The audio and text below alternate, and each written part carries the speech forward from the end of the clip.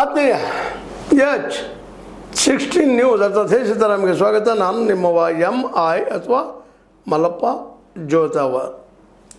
ಆತ್ಮೀಯರೇ, KPSC ಅಂದ ತಕ್ಷಣ ನಿಮಗೆ ಗಾಬರಿ ಆಗ್ತದೆ. ಮತ್ತೇನು ಮತ್ತಪ್ಪ ಸುದ್ದಿ ಅಂತೇಳಿ ಸುದ್ದಿ ಇದ್ದೇ ಇರ್ತದೆ. ಅದರ ಬದಲಾಗಿ KPSC ಕರ್ನಾಟಕ ಪಬ್ಲಿಕ್ ಸರ್ವಿಸ್ ಕಮಿಷನ್ನ ವಿಶೇಷವಾಗಿ 1935 ಭಾರತ ಸರ್ಕಾರದ ಕಾಯ್ದೆಯಲ್ಲಿ ಪ್ರತಿಯೊಂದು ರಾಜ್ಯಕ್ಕೂ ಲೋಕಸೇವಾ ಆಯೋಗ ಅಂದರೆ PSC ಸ್ಥಾಪನೆ ಮಾಡಿದ್ದಾರೆ. ಪ್ರತಿಯೊಂದು ರಾಜ್ಯಕ್ಕೆ UPSC ಅಂತ ಸೆಂಟ್ರಲ್ ಗೌರ್ಮೆಂಟು, ಇದು ಸ್ಟೇಟ್ ಗೌರ್ಮೆಂಟಿಗೆ ಎಲ್ಲ ಕಡೆನೂ ಮಾಡಿದ್ದಾರೆ ಲೋಕಸೇವಾ ಆಯೋಗ ಅಂತೇಳಿ. ಪ್ರತಿಯೊಂದು ಸ್ಟೇಟಿಗೆ ಕರ್ನಾಟಕದಲ್ಲಿ KPSC, ಮಹಾರಾಷ್ಟ್ರದಲ್ಲಿ MPSC, ಮುಂದೆ ಅದೇ ಕಾಲ ಬಿಹಾರದಲ್ಲಿ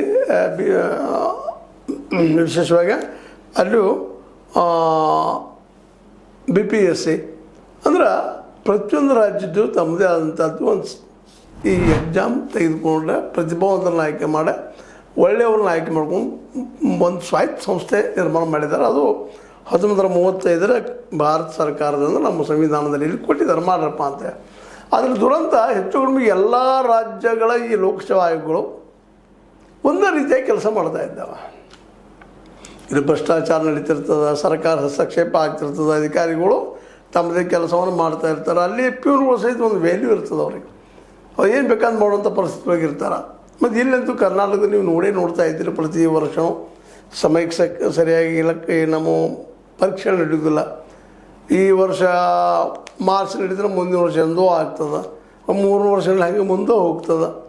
ರೆಗ್ಯುಲರ್ ಇಲ್ಲ, ರೆಗ್ಯುಲಾರಿಟಿ ಅನ್ನೋದಿಲ್ಲ. ಮುಂದೆ ಒಂದೆಲ್ಲ ಪರೀಕ್ಷೆ ನಡೆದು ಕೂಡ ಅಲ್ಲಿ ಕ್ವೆಶ್ಚನ್ ಪೇಪರ್ ಲೀಕ್ ಆಗಿರ್ತದೆ, ಮತ್ತೇನೋ ಆಗಿರ್ತದೆ, ಮತ್ತು ಗದ್ದಲಾಗ್ತದೆ, ಮುಂದೆ ಹೋಗ್ತದೆ. ಹಾಗೆ ಹೋಗೋದು.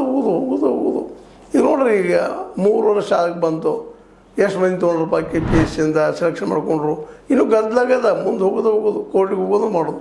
ಯಾಕೆ ಹಿಂಗೆ ಆಗಿರ್ತದೆ ರೀ? UPSC ಹಿಂಗೆ ಆಗೋದಿಲ್ಲ. ಹಾಗಂತ ತಿಳ್ಕೊಳ್ಳೋದು ಕ್ಲಿಯರ್ ಐತಂತಲ್ಲ, ಅಲ್ಲೂ ಆರೋಪಗಳಿದ್ದಾವೆ, ಇಲ್ಲಂತಲ್ಲ, ಅಲ್ಲೂ ಆರೋಪಗಳಿದ್ದಾವೆ. ಎಲ್ಲೂ ಜಾತಿ ನಡೀತೈತಿ, ಮತ್ತೊಂದು